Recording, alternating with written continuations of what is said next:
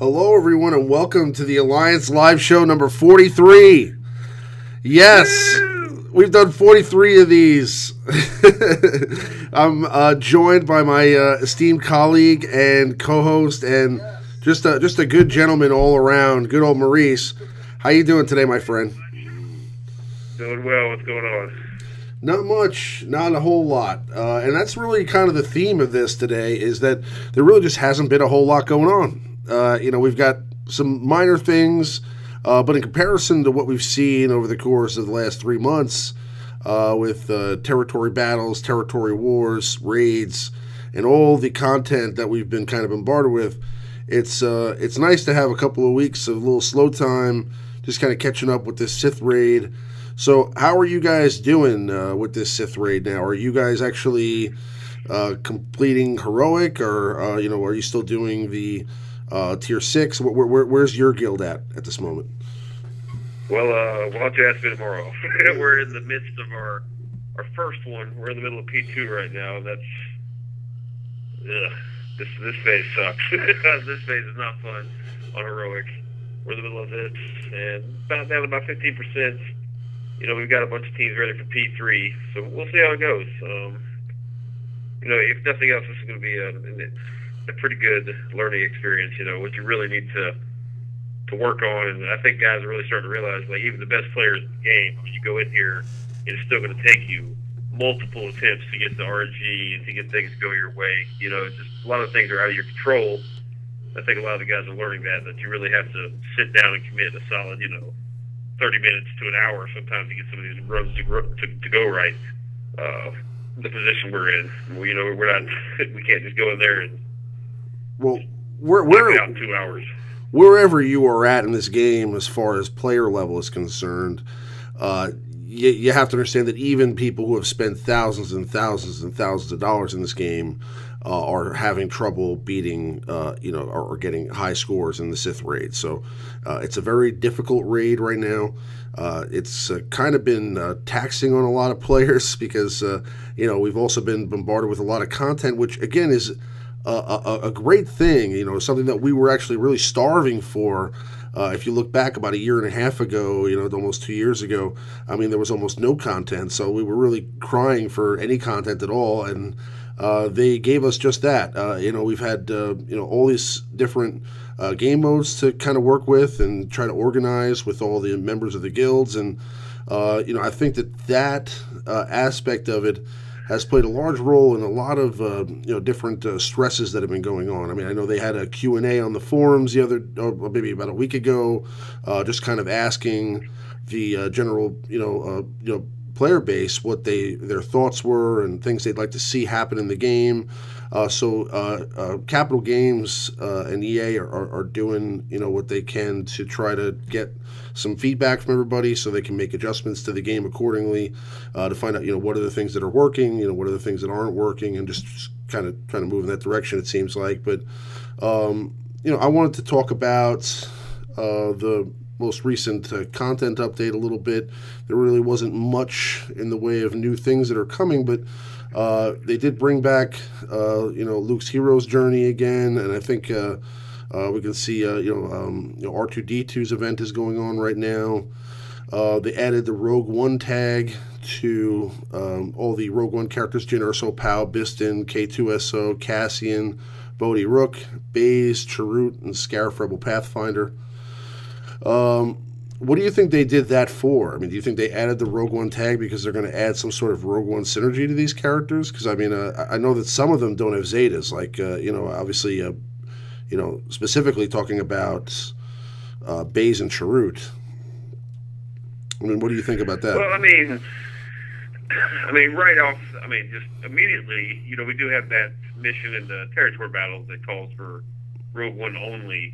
Maybe, I guess, in case there's any confusion to newer players that just pick up the game without having any knowledge of Star Wars whatsoever. I guess that might be helpful to them. Possibly. I don't know. They could use something. Not all of them. Baze and Chirrut are obviously still meta characters. Cassian has uses. Jin's a great leader.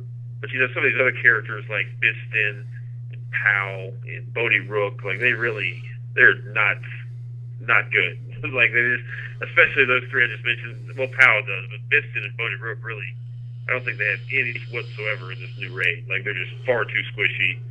Just don't do enough damage.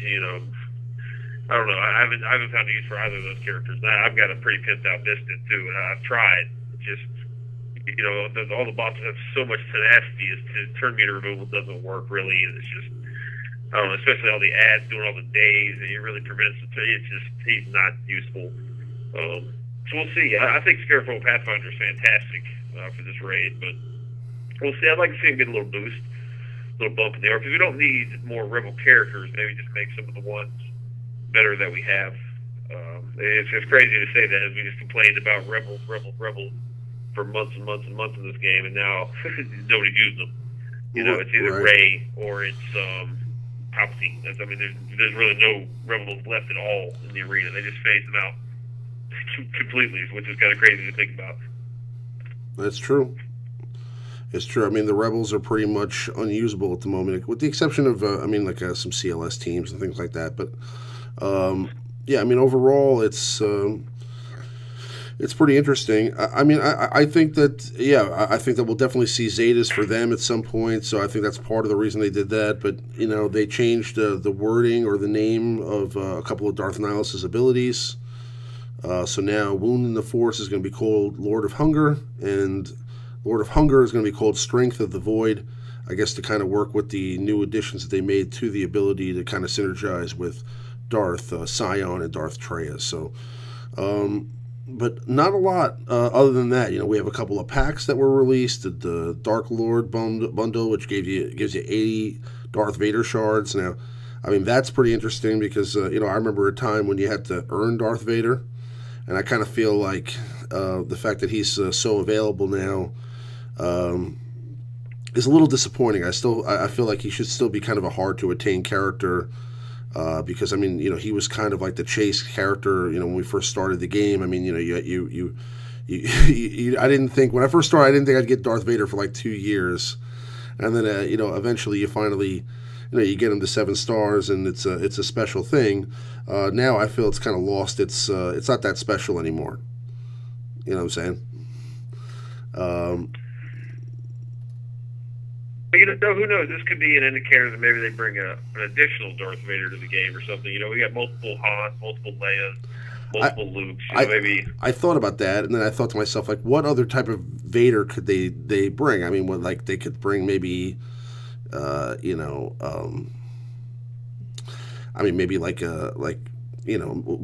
wounded Vader, Vader without his mask, or maybe it could be like a pre, a Vader in his heyday, like a pre New Hope Vader. That'd be kind of cool, but I don't know. But yeah, I mean that's pretty much it. That they brought out the pack again, the ability materials pack. So I believe they increased the cost a little bit, but I've seen people get some good results with those packs. Have you bought any of those packs before? Oh, I think. Well, the stage of the game I'm in, we were looking over this before we started. I was a little upset I missed it. Like I budget crystals for these packs. There's a point in the game once you've played so long.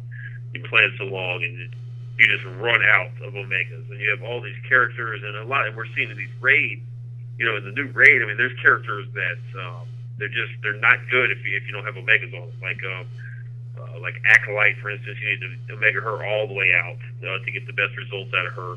There's characters like Sabine, like Ezra, a couple of these Phoenix guys, going all the way to all these characters you're using in the raid team. Like they all need the Omegas to get the most, because you got to get every 0.01% out of these teams you can. You have to Omega these characters. Death Trooper, I don't even think he's usable without an Omega in this raid. So you got to Omega these characters. It's just there's so few. You get one a day, and you might get one from the challenges if you're lucky. 2-3 a week. You might get 2 or 3 from the challenges and the occasional one for Galactic War. You might hit the last table cantina, the drop rate there is atrocious. Like, I don't know. I feel like my whole time I took Imperial Super Commando all the way up to 7 stars. Just finished the last week. I got 2 Omegas total during that whole farm. Like, they're very, very difficult to come by. And I think those packs are very good value. They're expensive, but the results you get out of it are going to be far more, because they're about the same price as those character packs for the brand new character, like the marquee packs. I mean, they're about the same price, and you get way more out of it than you would, 7 Scion or 7 Visa Mars shards. So they're worth budgeting your crystals for, if you've been playing a while.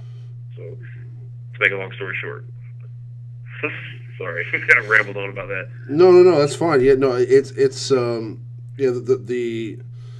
it makes perfect sense. I mean, I'm just taking a look here at some of the stuff in game. I have some rewards from the raid, so I'm just taking a look and see what I got.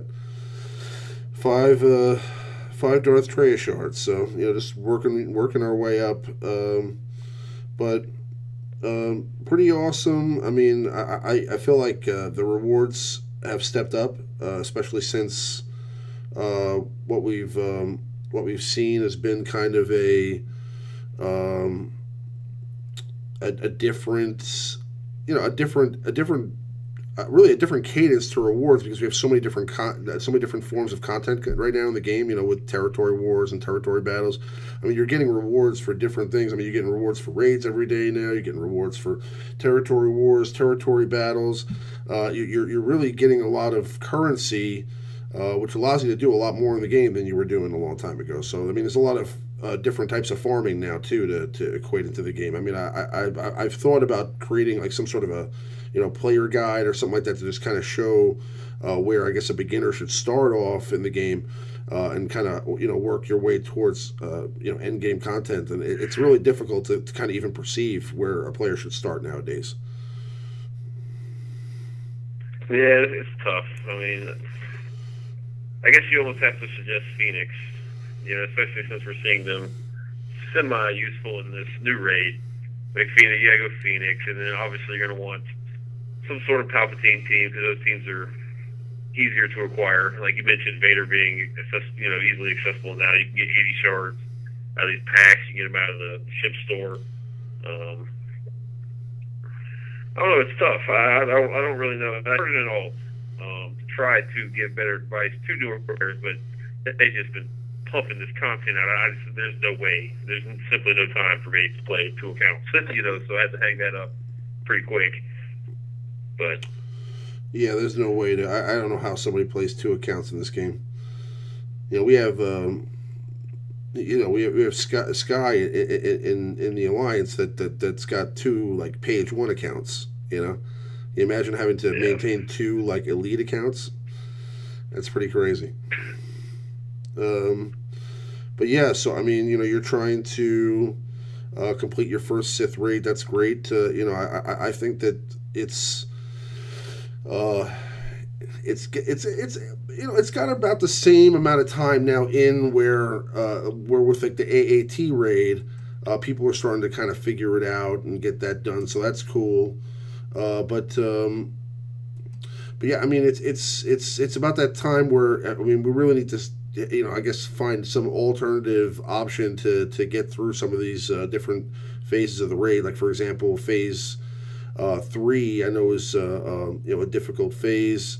Phase 2 and 1, I mean, I think you can get away with doing a lot of damage with your raid Jedi training teams and things like that. But I mean, it's I don't know, it's definitely pretty interesting to think about where we're going to be maybe a year from now with this raid as we are right now. We were talking about that a little bit before the stream about how the teams that you use, when the big raid first comes out, are completely different. Let's say 6 months from now, we will have, something like the equivalent of, like, let's say a clone team for that raid, that got you through, phase 4 of the AAT raid.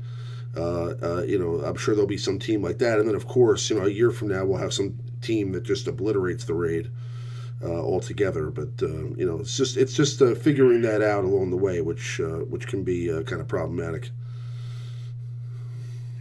Yeah, just you see. I mean, some of these guys like McMole, for instance. Annex in the Alliance Oro, like they've come up with all these guides. They've got videos. They've got all this great stuff. It's just and they're beating it and they're completing it, and there's like a line though of, do I want to Zeta these characters that everyone thinks are good initially, or do I just slug through it and just do the best I can and just wait? Because a month from now there might be a team that comes out. Like I'm considering putting Zetas on Ezra and Sabine and all these characters I had no intention of Zetaing prior to this raid, and I'm tempted to do it, but at the same time I don't want to, because in a month from now, who knows what somebody's going to figure out? Probably with characters I already have.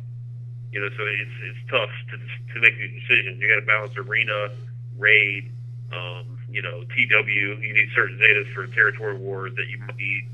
Kind of like all these first order teams using, and some of the Zetas you put on your teams for TW that you might not really use other parts of the game. It's tough. It's really tough making these Zeta decisions now.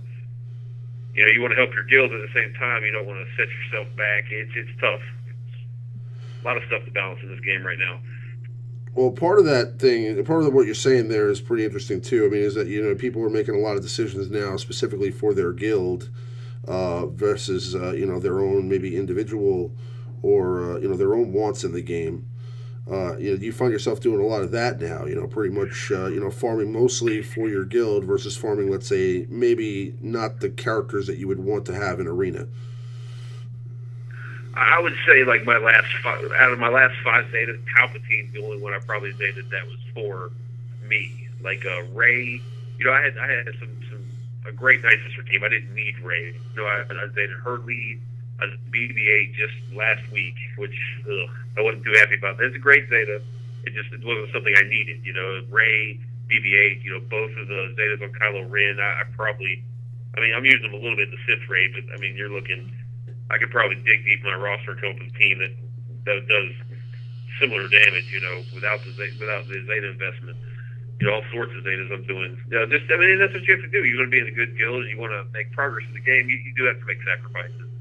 But it'd be nice. Like I've wanted to put a Zeta on Stormtrooper Han for 6 months now. I just never get around to it.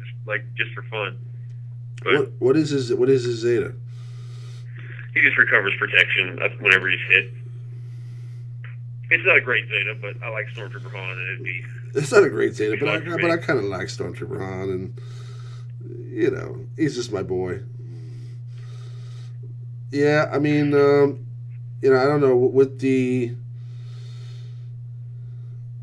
nerf to Stormtrooper Han. I mean, I don't know if investing a Zeta in him right now is the best idea, but I mean, again, he's also a character that's probably gonna, I think, eventually get some relevance again at some point. I mean, he was somebody who was not really a good or possibly even usable character at first in the game.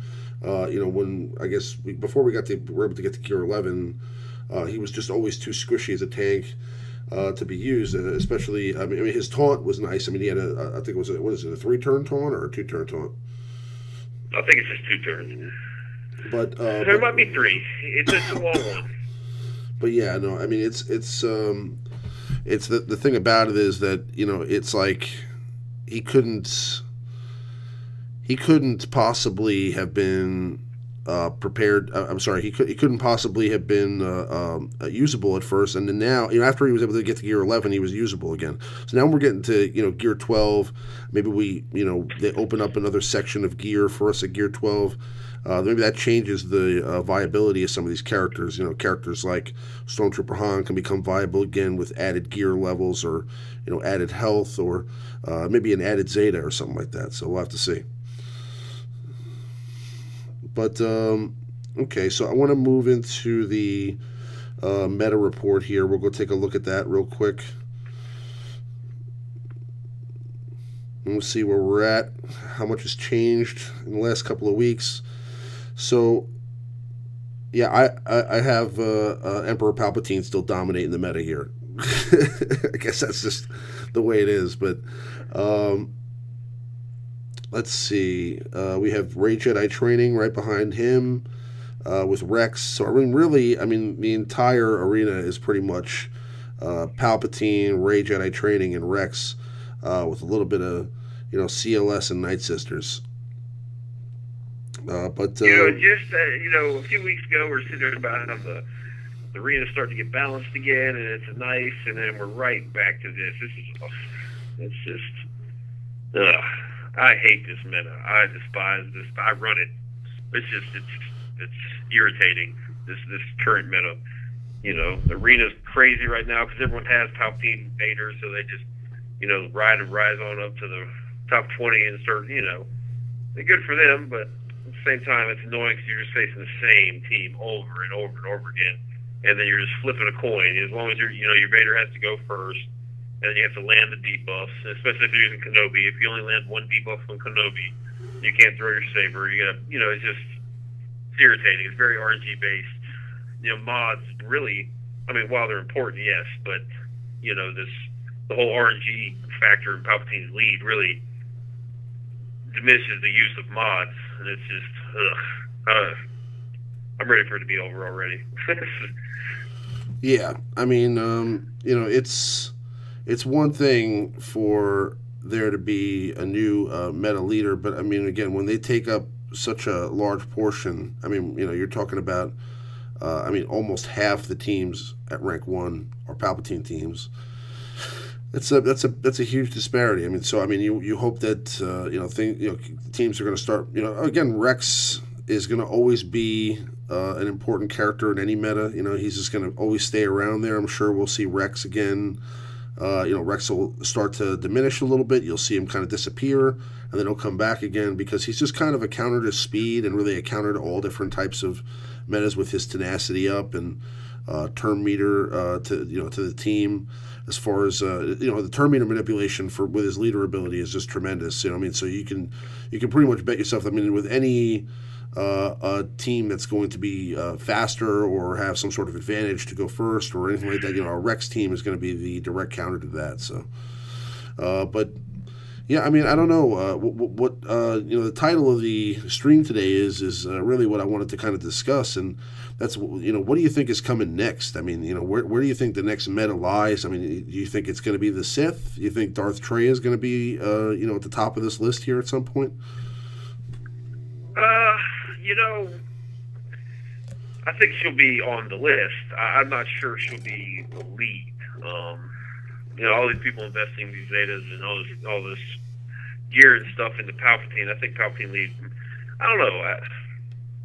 As a matter of fact, let me take a hard look at Freya's leadership ability here. I know it has to do with crit avoidance, but if you're facing other Palpatine teams, they really don't rely on critting. They rely on debuffs and getting all that turn meter just to basically ramp up. Like Darth Nihilus, make him go fast, and just kills the whole team. It'll be interesting. I don't think you have to have Trey as a lead to use that the trio of them. They all get the passive benefits of each other.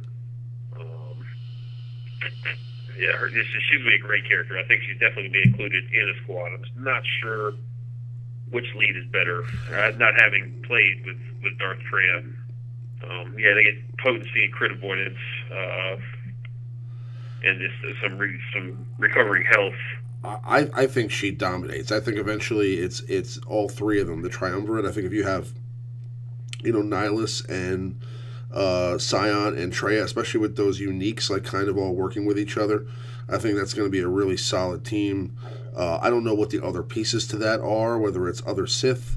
Maybe it's Sith Marauder and Sith Trooper or something like that. I don't know what the rest of the squad looks like, but honestly, I think she's going to be really good, and I think it's going to bring back, Darth Nihilus to kind of relevance again, and I think that the Sith will kind of dominate the meta for a little bit, and then at that moment is when we're going to see the return of the Jedi. Yes, I said it. Okay, that's what I think. Okay, that's what I think is next.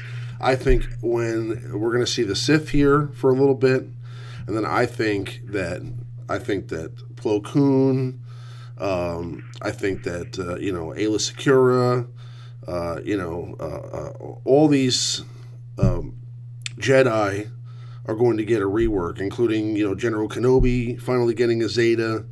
I think all these things are going to happen at some point down the road, and I think that'll kind of coincide with maybe even the release of another legendary character or something like that. I mean, who knows? Maybe we'll get another that next version of Luke. The Return of the Jedi Luke. Maybe we'll get Rey. I don't think we're going to get Rey Jedi until we see the next movie, if she ever becomes a Jedi at all. But I mean, Luke kind of said she was going to, so I don't know. I kind of feel like with her taking the Jedi texts at the end of the movie there, that's something that's going to happen. But I think we could see maybe we could see Force Ghost Yoda in the game at some point. Who knows? I mean, but I think for sure we're going to see a rework of the Jedi, and I think some of these Jedi characters that have kind of been unusable for a long period of time, Eth Koth, I'm just Anakin Skywalker. These characters are going to get a rework and maybe some Zetas. And I think that with that, the Jedi meta will come back again, and I'm looking forward to that. Well, I mean, short term though, in the middle of the Palpatine Zeta, Traya is going to be awesome, but she's also going to be a nightmare. Like it's not going to be fun. You're going to get Darth Traya, she dispels. I haven't used her, but simply reading the text, she's going to dispel all debuffs on all of the Sith characters when it's their turn.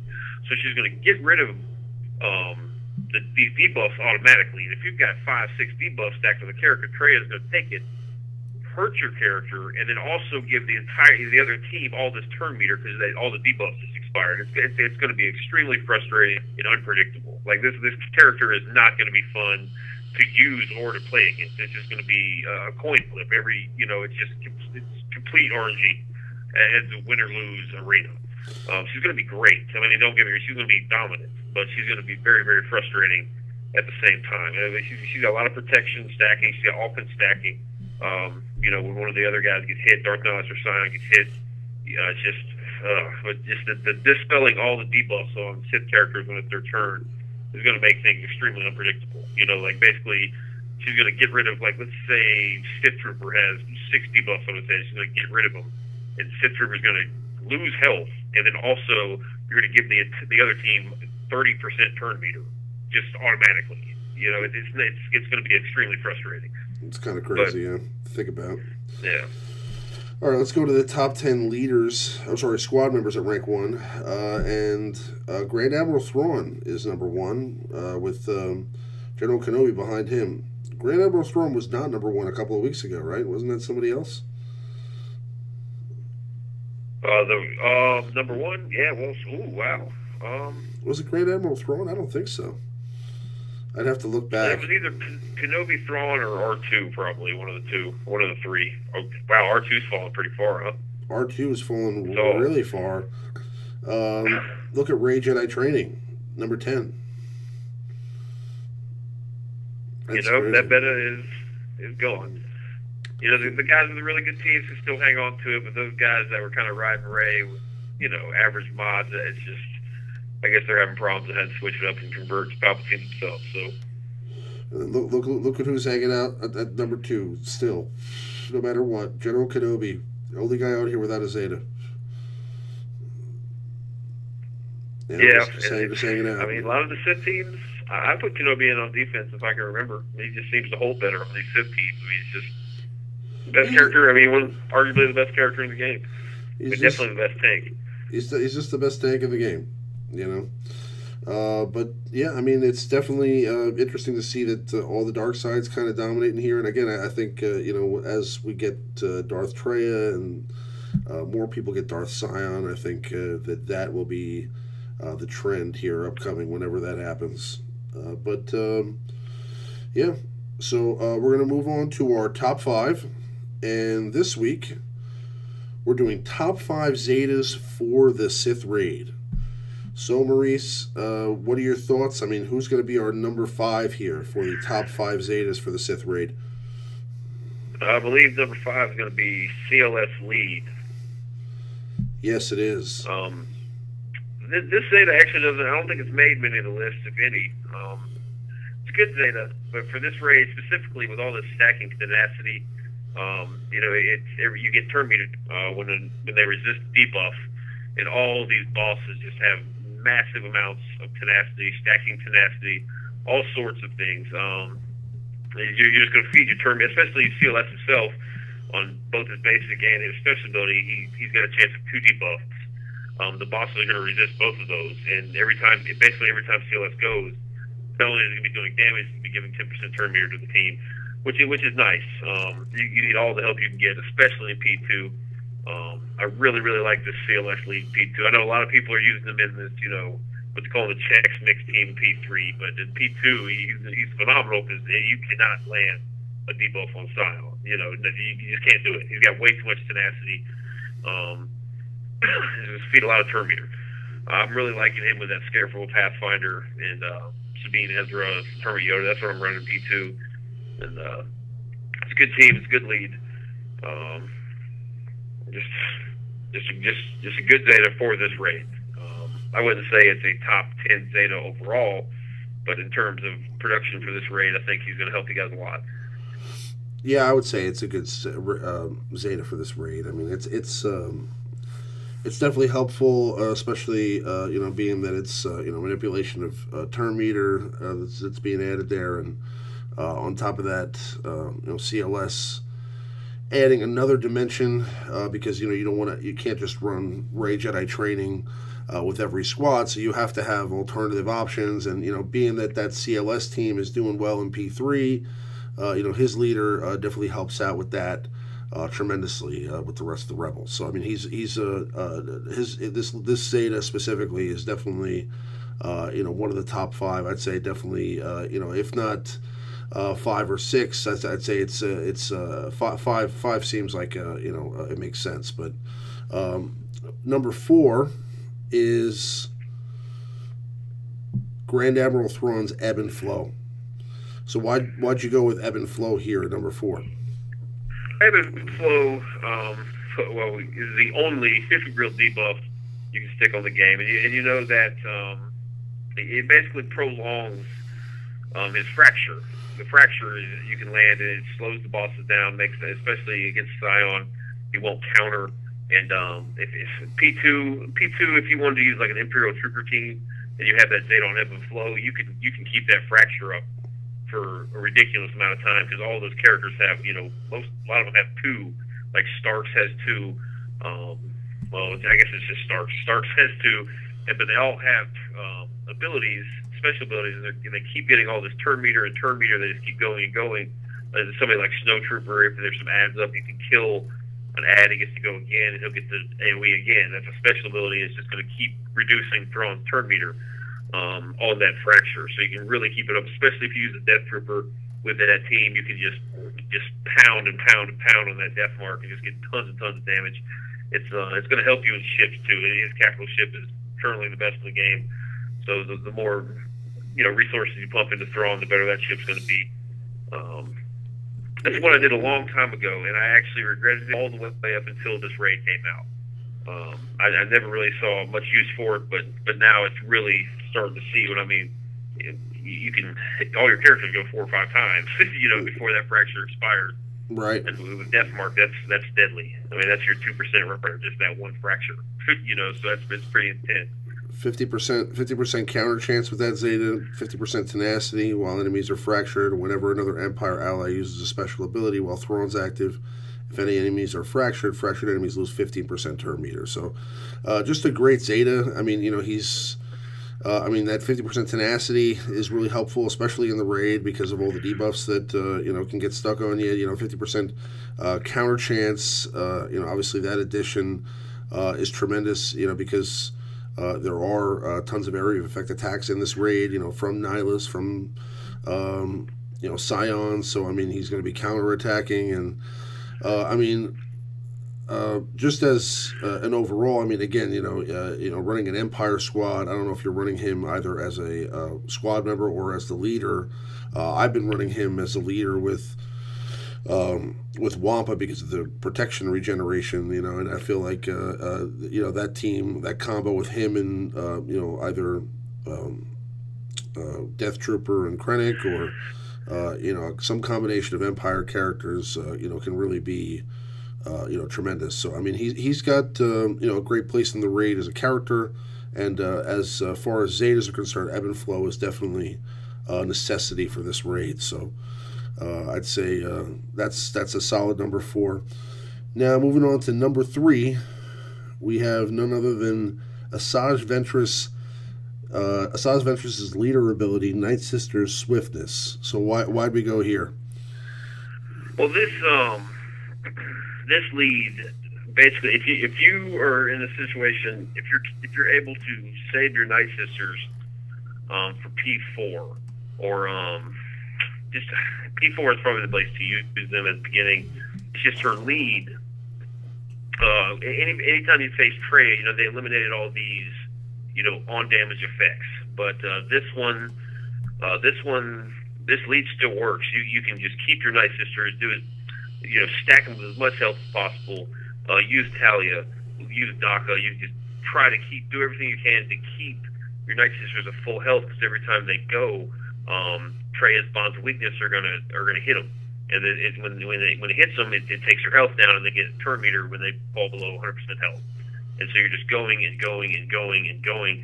And I mean, so far that I've seen, this is the best team I have for P4 of the raid. It's probably the best team I've seen for P4. So thus far, what are the other? From now, we'll see. What are the other squad members in that team? I would definitely use Daka, and I would use Daka, Talia, and Acolyte definitely. And then the 5th, Sir George just made a video where he actually used a pretty under-geared initiate. For those of you guys who don't have, Talzin or Zombie. I use Talzin. Zombie doesn't really seem to do that much, because I mean, you don't need really the tank as much, because they're just regenerating health. Plus zombies pumping them full of health. Plus Zombie's still a premium character, and you're not going to have her 7-star for the raid anyway. So yeah, in that video that he did that I just mentioned, I mean, I think he put up 3 million, and that's with like a gear 7 or 8 initiative. These are all free-to-play characters, 5 free-to-play characters. You just want the Zeta on that leader, and you put one on her unique, and Daka's unique. You got yourself a nice P4 team. Right now, it's probably the best P4 team. And just again, you could use it in P3. If you have to get over that P3 hump, anyone with Treya included is the ideal spot to use them. A lot of the guys use them for P2, because we mentioned that CLS team, where you basically the Chex Mix is what they're calling a team for P3. So you could use them in P2, and they're not going to do as much damage, but it will do your part for P2.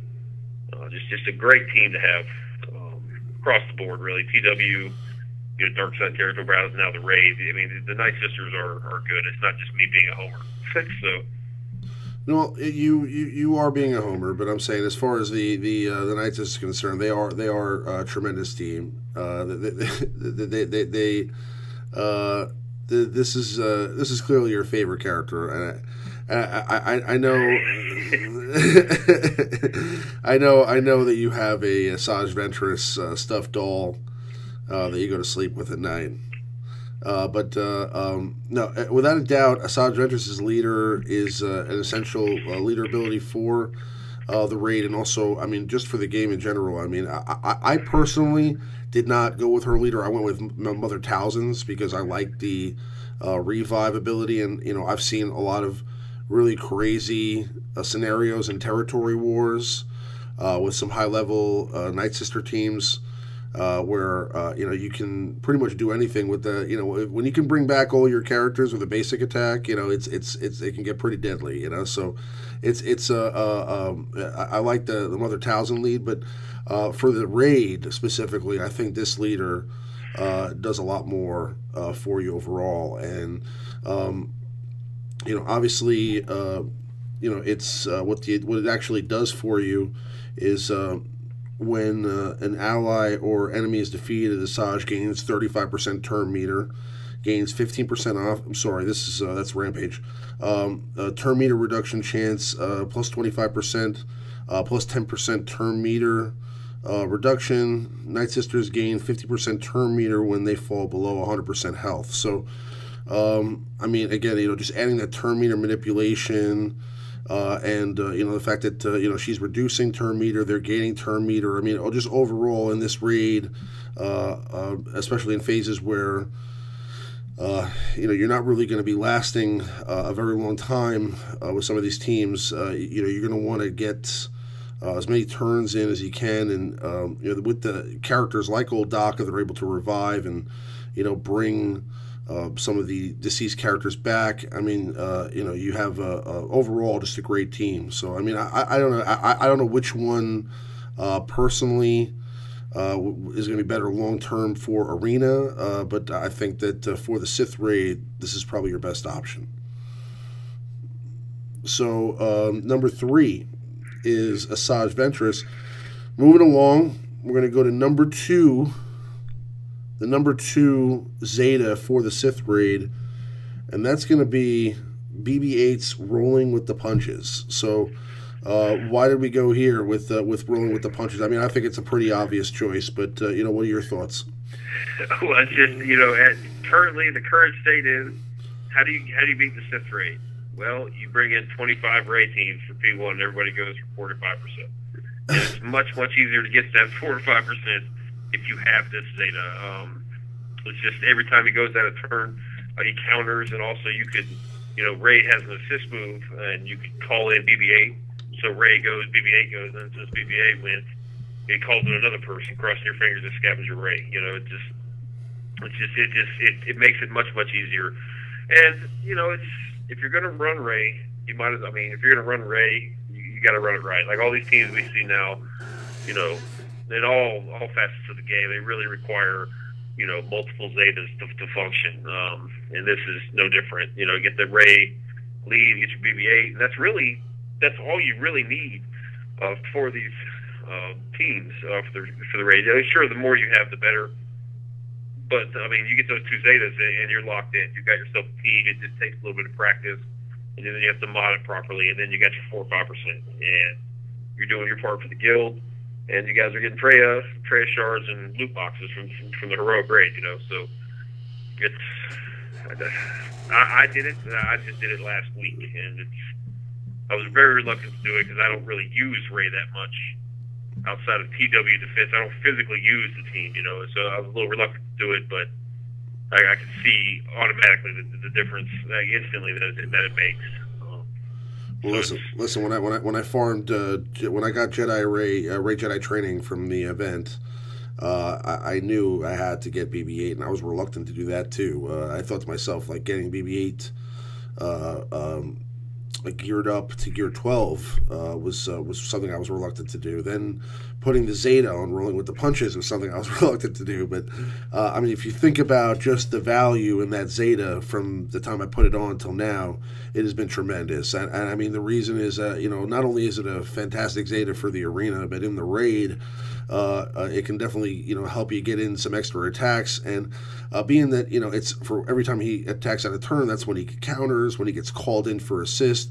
And now that you have all these characters like Hermit Yoda, for example, that can call in a selected ally to assist, Ezra Bridger that can call in a selected ally to assist, Ray Jedi Training that can call in a selected ally to assist. You can kind of pinpoint, when you want this character to turn or attack out of turn. It's always going to call an additional character to attack. So every time you're using Master's Training with Hermit Yoda, that's calling in an extra person to attack. Every time you use Ray Jedi Training to call in BB-8, it's an extra attack, and it's just overall. The extra turns, eventually when he does get to, pull or drop Illuminated Destiny, it just does so much more damage because of the offense up and all the other buffs that you're getting, that they're manipulating so much turn meter. You're getting so many turns to go with, I'm sorry, what's that buff called? Tactical, or what's the buff that you get? The Secret Intel. Secret Intel, right. Secret Intel buff. I mean, you're literally just going over and over again and just kind of bypassing their turns. So BB-8, just a central character for the game. Period. And I think rolling with the punches is the Zeta to get. I mean, obviously, he's also just a great character all around. So I mean, you're not going to be making an investment on a character that you don't need at the end of the day, because whether you have Rey Jedi training now or you're going to get her at some point, he's going to be a piece of that team. So you need to get him done, and that Zeta's definitely, if not the second best, the best. So, but that's the number 2 Zeta to get for the Sith raid, and we're going to go ahead and move along to number 1. And what we've decided to go with is, yes, Rey Jedi Training's leader ability. Surprise. So her leader ability is inspirational presence. Why'd you go with this one? Well, pretty much to mimic what we just said about BB-8, like, as you currently, right in this state of the raid, I'm pretty sure I'm going to go out on a limb and say about 98% of all the guilds that are completing the Sith Heroic raid are using all Jedi training raids in Phase 1 just to get through it. And you can't really do that without Jedi training Rey, and her leadership makes the whole team work. It's just, you expose and you reduce turn meter on those ads. If it's just, you have to have it for the raid, pretty much. Like, if you're in a heroic guild, and people are, I'm seeing it every day. Guilds are prepping for these heroic Sith raids, and they're removing players from their guild that do not have this character. So you don't want to be that guy. If you have the character, slap the Zeta on it, do your 4% P1, and then your spot is safe. It's like, these new raids come out and people get real cutthroat because everybody wants it.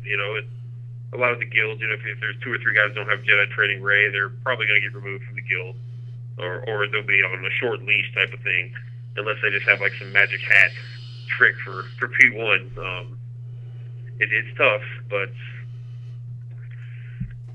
I forgot where I was going with this, but you have to have it. This is the must-have Zeta for the raid. Yeah, absolutely. P1 or P2 or even P4, whatever you run your Rey in, you have to have this leader. Absolutely. I mean, what it does for you is when a resistance ally uses a special ability, all exposed enemies lose 5% turn meter, which can't be evaded or resisted. When a resistance ally uses a special ability, if they aren't debuffed, reduce their cooldowns by 1. So, I mean, if you think about all that adds to, her leader overall, I mean, it's just tremendous. I mean, again, the 5% turn meter reduction is huge, especially in P1 where turn meter reduction works. Being able to reduce the cooldowns of BB-8 is tremendous because obviously Illuminated Destiny, you want to pull that as many times as you can, and the more you're reducing cooldowns, the easier it is to get him to pull that ability, and it obviously has a tremendous. It starts off on a tremendous cooldown. I think, what is it, 76 or something like that? Yeah, it's up there. Yeah, so I mean, it's something that needs to be reduced heavily, and obviously, when you're doing this in the raid, it tends to happen a lot more frequently because of all these cooldown reductions that you're getting with Rey Jedi Training Elite. So I mean, it's. Go ahead. Well, especially with Resistance Trooper, Resistance Trooper is a key part of these teams for the raid, and if he's not debuffed with this Zeta, his cooldown is reduced by 1. So, especially when you're fighting Malice, you want to use your special abilities, right? If his special attack is available every single turn, he can just spam his special attack, and not only does it not regenerate his protection, but it gets rid of any of the buffs that Nihilus might have stolen from any of your characters that he hits. Because when he dispels you in the raid environment, he dispels you, and then he absorbs and gets all the buffs.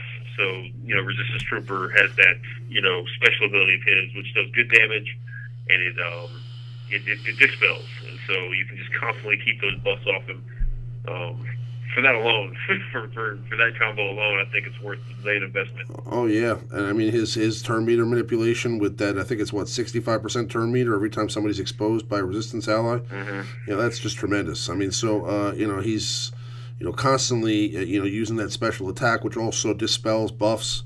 So I mean, it's just a great combination, and this leader ability is not only essential for the game because again, it is one of the more used leader abilities in Arena as well, and Territory Wars.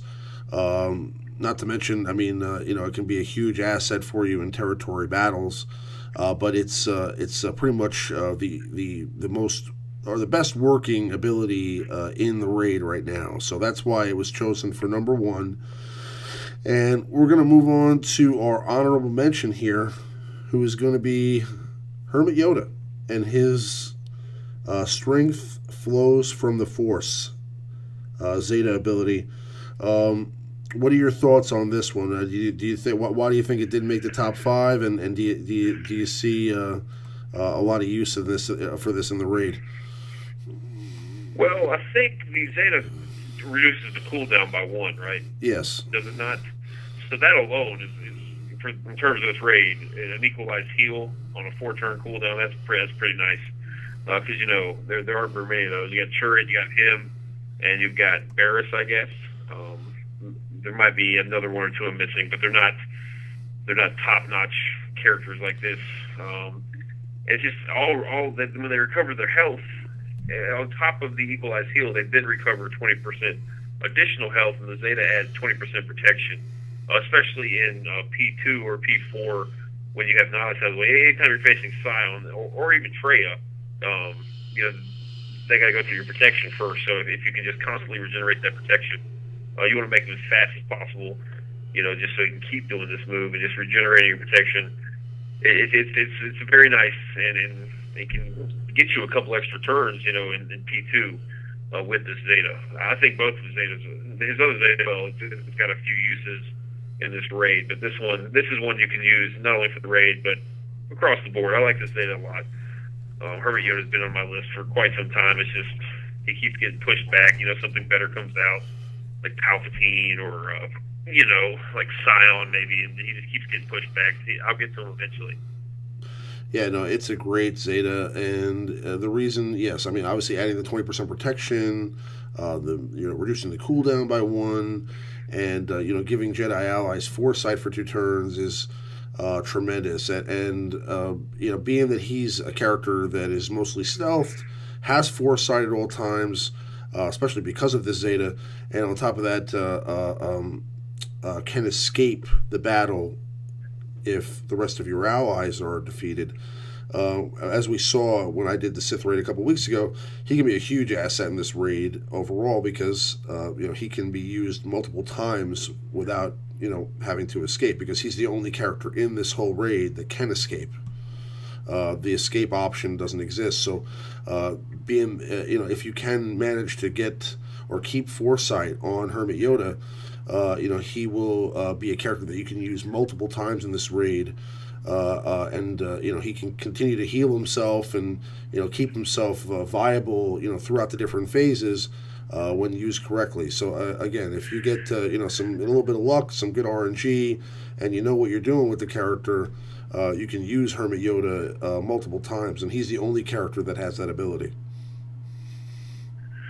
Well, the big question right now is who's better, your Hermit Yoda or Wampa? Like, prior to this raid being released, I would probably say Wampa, but now that we're here, I would almost say Hermit Yoda. I think Hermit Yoda is probably going to be the better character for the raid. Wampa's uses, but Hermit Yoda is the ultimate plug-and-play character for this raid. You can slap on any team, and you can get some use out of your Jedi.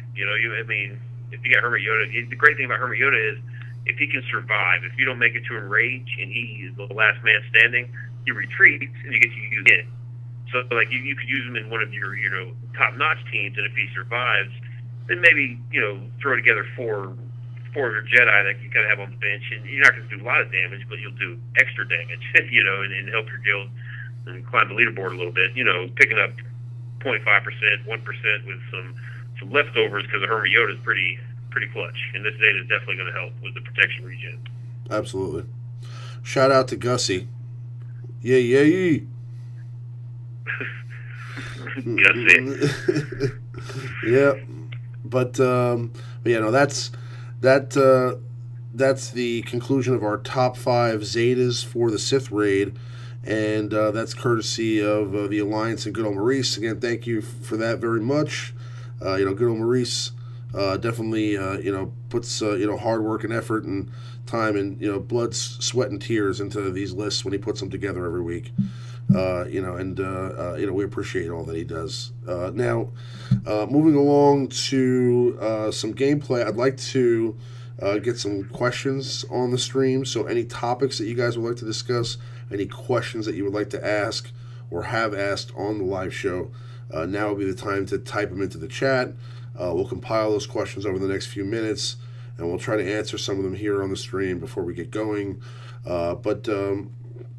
Yeah, I mean, just overall, I mean, I think that there's a lot of stuff going on right now, really, with the player base, and I feel like there's been a lot of drama, especially within guilds over the last couple of weeks, because I mean, you're seeing a lot of players, waiting from the game. Some especially older players that seem to be, taking either a break or just overall kind of not really thrilled about having to deal with all the different modes of game right now, and obviously the Sith raid being difficult, that just adds another bit of pressure on everybody as well.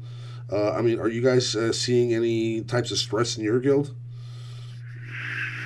Not so much stress, just burnout. Players that play with us for years, just really starting to trickle out as far in terms of participation. There's just so much to do, and like guys just missing B waves, missing raids, missing PW attempts. Not like it's frustrating, but at the same time you cannot blame anybody for losing enthusiasm.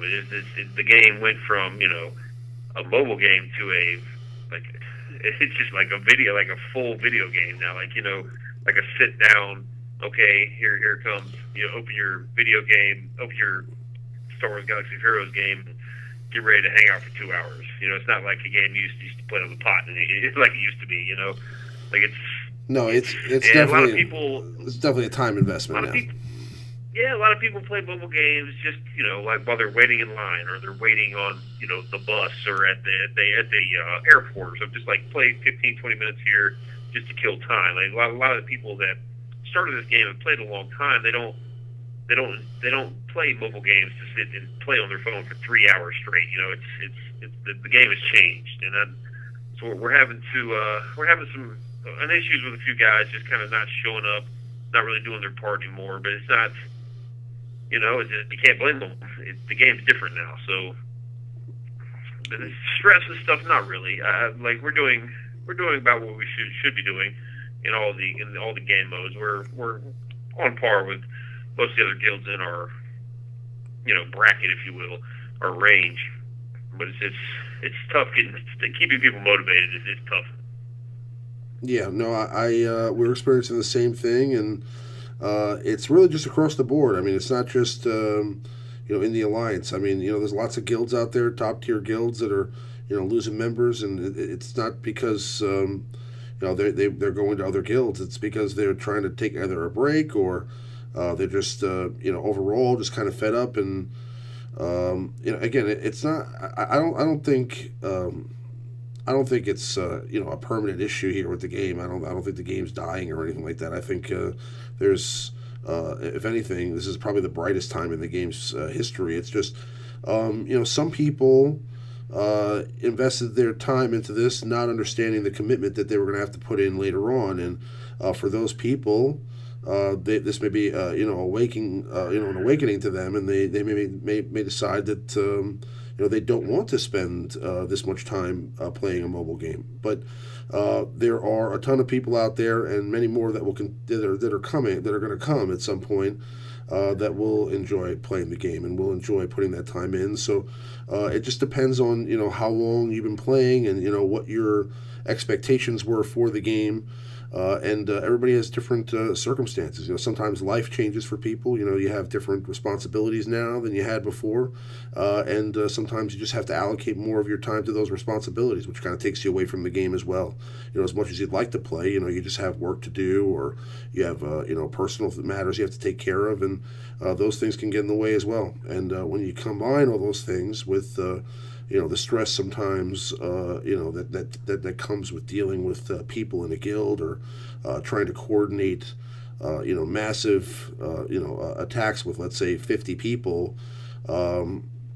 It can put some strain on people, especially put strain on people's relationships. And some players have been playing this game for over 2 years now, and they've invested a lot of money in the game, and they're happy with their rosters and what they're doing, but they feel like, I guess, they're kind of put on the spot now to be available for the game at a much more be available much more than they had to be before. And again, the Sith raid is a raid that we can't auto right now. Everybody has to participate. Territory wars, everybody has to participate. And obviously, of course, you're playing the game, you should want to participate, but sometimes the commitment of time that you can put in is not the same as it either was before, or it's not enough for what kind of content we have right now. But that's just my thoughts about it. But again, it's I think the game is at the best point it's ever been. I think that they're trying to get feedback from players and see what people think about all the new content, and ways that they can either alleviate stress, or make it easier for people to get their responsibilities done, and still have fun. And that's really the main thing you have to take from this, is that this is a game. We're all here to have fun, and there's no reason to stress out about it. If it's a stressful situation, then don't play. Well, and the thing about it is there are different types of guilds for every type of player. Like, everyone wants Freya shards, yes. Everyone wants to complete the in-game content, but you have to take a look at yourself and how much time you really have to devote to playing the game. Everyone's going to get there, but if you want to be one of the first people get these shards, to get this gear, to complete this raid, you really have to have the time to do so. So be very, very conscious of where you're joining, and what it takes to get this stuff done. If you just have 30 minutes to an hour to play a day, you want to look for a guild, where the rest of the members play for 30 minutes to an hour a day. If you have 3 to 4 hours to commit, and you're willing to go in and retreat from this raid and try for an hour, there's a guild out there for you too. There's a guild for every type of play style, and it's important for not only leaders to kind of interview players, if they will, to make sure they're a good fit, but it's also, as a player, you want to ask questions before you join a guild, because you don't want to join a guild and just be overwhelmed with like all these instructions. And if that's not your play style, you need to ask that ahead of time. Like, what do you guys require? What is your respect? What are you guys going to expect of me? Yeah, blah blah blah blah. Just find yourself a good fit, because the guilds you're in, it really makes the experience of the game. Like, if you find a good fit, you're going to get a lot more enjoyment out of the game. So just absolutely right about that. Yeah. All right, so let's get into some questions. I see some questions in the chat here. Yeah, I've got one here at the very bottom from Chad Bears 326. We started the Sith raid today. We're in P3, but not sure to use the Checksmith team or Trooper with Grand Admiral Thrawn. So for P3, are you using Checksmith, or are you using like an Imperial Trooper Grand Admiral Thrawn team? Everybody's kind of using Checksmith, to be honest with you. But I think Grand Admiral Thrawn is still a great option. I just feel like if you have the Checksmith team, you should try it out. it's not gonna be a first time. It's gonna just go for you kind of thing. I mean, this is one of those things where, the Chex Mix team isn't gonna just like automatically give you 2 million damage. You're gonna have to possibly mess around with some mods a little bit. You're gonna have to. Put it either on airplane mode or be conscious of what's going on and exit and just restart the battle. I know people that did it 20 times before they got the score that they wanted, and they still were disappointed. I mean, I guess you're never gonna be thrilled unless you sold the whole thing. But I mean, again, it's one of those things where you're gonna probably have to back out quite a few times until you get the score that you're happy with, and just make sure you get the right RNG and that things work out positively. But that's pretty much the experience I'm seeing.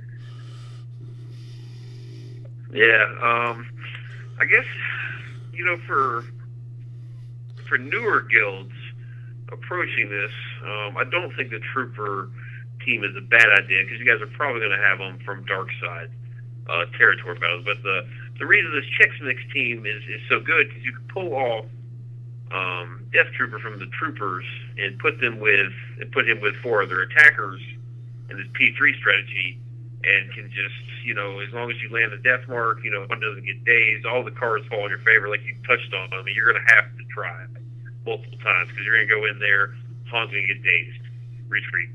You're going to go in there, or somebody's going to die, retreat. It's just, you have to have all the things play in your favor. For some reason, the Death Trooper misses his death mark, or whatever the case may be, you're going to have to retreat and try again, because there is a certain, series of events that have to play out in your favor for this to work. The team itself takes seconds, like, a minute or two tops to get your damage, but you'll spend 30 minutes trying to set it up right.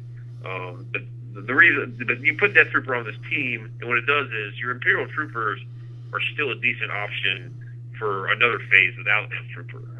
Whether it be probably the P4 kind of, quote, kitchen sink philosophy, that everyone kind of has for it now. Just throw your whole roster at it. Imperial Troopers can still do some damage, especially in P4. That Trooper AoE is pretty awesome. He does a lot of damage with it, with all those adds into both the bosses. If you have all the components of that Chex Mix team, or you're not using them in like P2 or another area, I would run that and save your troopers just for cleanup on P4. Is what I would do.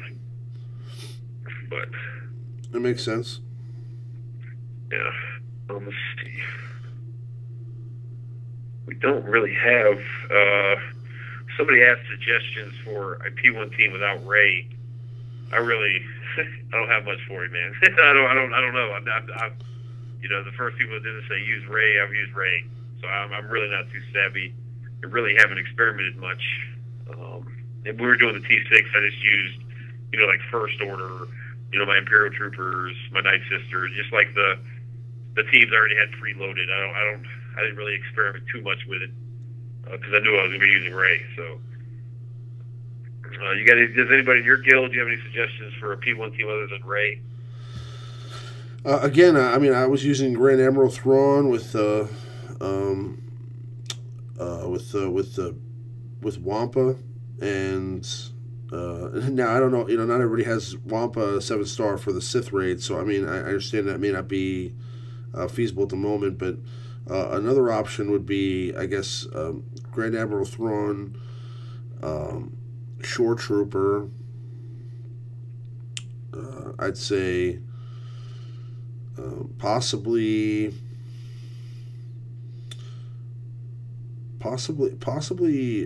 Tarkin. Yeah, I had a guy in my guild use Tarkin in a makeshift team, just like a makeshift Sith Empire team. Put up like 800K in P2. That was pretty impressive. I was like, wow. Well, so I tried it and didn't even come anywhere close to that. But the other member is Hermit Yoda, and what I'm saying is Hermit Yoda is somebody that you're going to want to try to keep for a couple of different teams. So you may want to use him earlier, but you have to make sure you escape him, or that he doesn't die, that he has foresight, so that you can use him again later. And if you or if you use him with that team, let's say P1 with Grand Admiral Thrawn, Again, you're going to want to make sure he has foresight, towards the end of the battle, so that he can escape, and you can use him with Ray Jedi training later or another squad. And he's got a ton of viability. With that protection region and the rest of the Empire squad. So I mean, I think that if you have a Zeta on his leader ability. And you run him with Hermit Yoda, who can also manipulate your protection and health, and you run him with maybe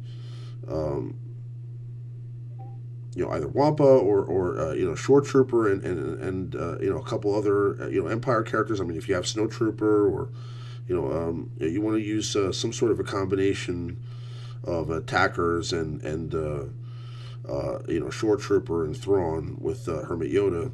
But I think that would be a good way to go. Now, I know that there was another question up here I saw.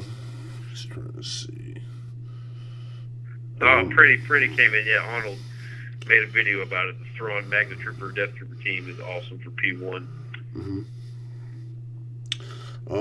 Why doesn't Hoda have a healer tag? Oh, wow, does he not? He doesn't. No, he sure doesn't. It's support. Yeah, that's good.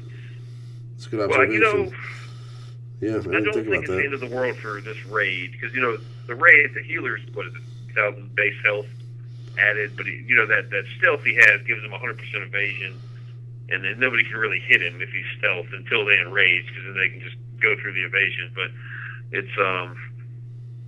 it'd be nice. But both for in terms of like P, was it in P where the healers and support both get to remove the bonds of weakness and all the scion stuff, whereas the tanks and the attackers get rid of the isolation. So it really doesn't make too much of a difference, I guess, in terms of this raid. That is odd. Yeah, that is kind of odd.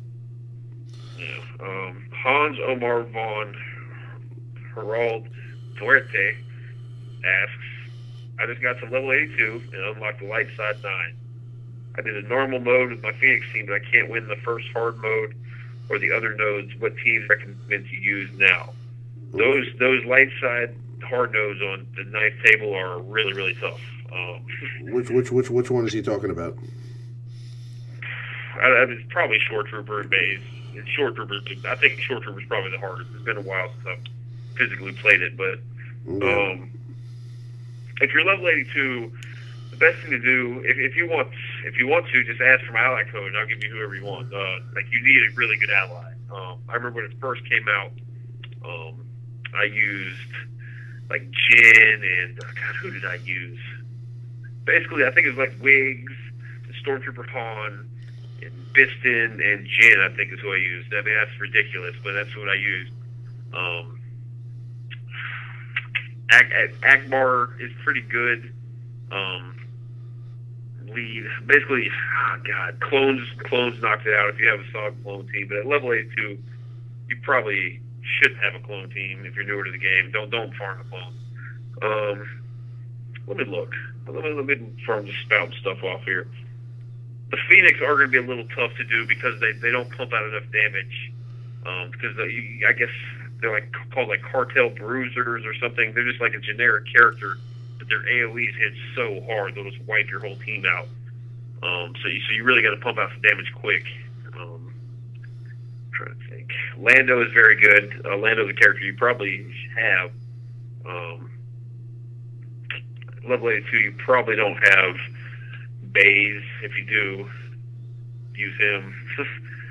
If you do use Baze, yeah. But I agree. I mean, you need to have a good ally, and if you want an ally code, you can definitely hook you up with that. As far as the ally is concerned, you want to try to use an ally that gives you a double bonus, like an ally that adds another leader ability. Because you get to use the leader ability of both your leader and the ally's leader. So if you have an ally that does give you a good boost to the characters that you have as well, then you want to go with that. So, I mean, for example, if you're running, let's say, a CLS team, you're going to want to have CLS as your leader, and then have your ally possibly be Wedge, so you can get both the bonuses of Wedge and CLS to go, there. Or so you're getting the healing with the crit and turn meter, and you're also getting the benefit of the CLS lead. Or if you're using, let's say, CLS, you can also maybe borrow an Akbar or something like that. I don't know. It depends on. It has to be a high level character, but again, you want to get a character that uses that or adds another good leader ability.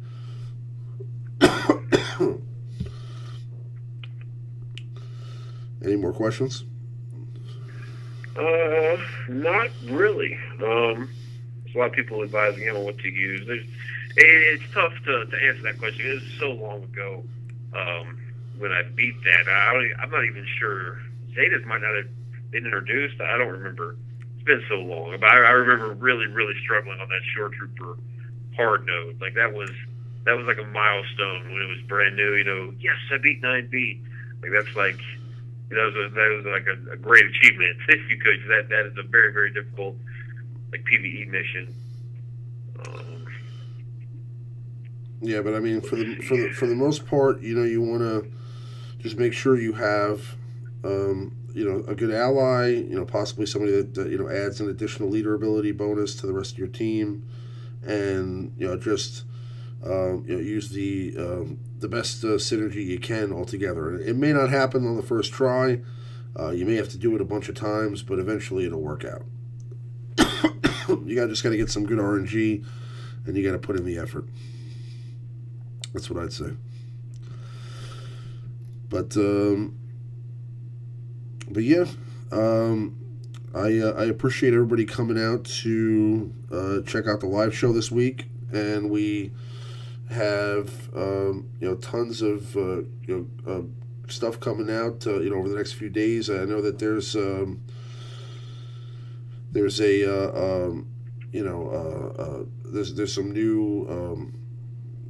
new information. I think it's going to be coming out later on next week. But I appreciate everybody watching the show, and I'll be back next week with another live show. Sorry about the hiatus. I had to move into a new place, so I was in the midst of moving. Plus, a lot of stuff going on at work for me, so that's part of what it is. But just to answer the last question here from T Money here, she's asking what we're farming right now, and I'll tell you, I'm farming Paplu, but no, really, I mean, it's just kind of the main grinds, or like I'm just about to be done with the TIE Fighter. I'm sorry, the Millennium Falcon with the Kylo Ren's command shuttle, and also with the TIE Reaper. So those will be done pretty soon. I'm waiting for Darth Sion. I've just finished Wampa, and my Hermit Yoda's done, so I'm just buying gear out of that shop now. I'm finishing up, First Order Special Forces, TIE Fighter, and his ship. Those are almost done. And other than that, it's just waiting for characters that I really want to become available. I mean, I'm kind of gearing up characters more like, I just finished them, or I'm almost finished with my Night Sisters, and next I'm going on to my KRU team, or, I'm going to start working on, the rest of my First Order, and then, I'm going to go to, after that, I'm going to go to Darth Sion, whenever he becomes available, because I'm sure he'll be available in a couple of weeks here. Yeah, just pretty much, just kind of finishing projects. I don't think I really have too much I'm working on. Like I'm trying to take Ezra Sabine to Gear 12. That's going to take me 8 months, because they all take 3 eyeballs, 3 of those gold eyeballs. So I'll be working on them for a long time. I am getting my probe droid up. And both the Probe Droid and First Order Executioner, I'm kind of pumping some gear into, just anticipating getting those 7 stars. I'd like to have First Order Executioner just ready to go once he's farmable. Hopefully it'll be in a realistic place, because I'm really excited about that character. It really does complete that First Order team, and for both PW and for the the Sith raid. He has tons of damage, and then just that's about it. I'm kind of hoarding gear because I would like to get Visas. I would like to get Holdo and Rose geared up eventually once they become farmable. So I'm just kind of saving stuff, not going nuts. I'm kind of stun cuff locked right now. I'm trying to do a little bit on Sith Trooper, Executioner, and Probe Droid. They all take, pretty significant amounts of stun cuffs. But yeah, next Zeta, undecided. Still kind of could go a number of ways with that. Possibly Hermit Yoda, possibly Ezra, possibly Scion. Who knows? That changes daily. Who I want to say the next. So. Yeah, absolutely. But that's pretty much it. Yeah, I mean, Other than that, wherever Visas drops, I'll work on her too. But for the most part, I'm just gonna be working on Sith as we get ready for, or start to get to working on Darth Treya. Whenever I get her unlocked. So, but again, everybody, thanks for coming to check out the stream. I know, like I said, we've been on a little bit of a hiatus. We're back to a normal schedule next week. Again, we'll be doing it most likely on. I think we'll be doing it on Saturday night next week. So I appreciate everybody coming down and checking us out. We got definitely a lot of great stuff coming to the game. So look forward to that, and hopefully we'll get some news this week from the development team as to what's coming next. But again, I appreciate everybody checking us out. If you have any questions or you'd like to discuss anything with me, come over to the Alliance server. Go over to the website, www.thealliancegaming.com, and come join us. There's a link to the Discord there as well. But may the Force be with you guys. I'll see you guys on the next one. And again, thanks for sticking it out with us, guys. Bye.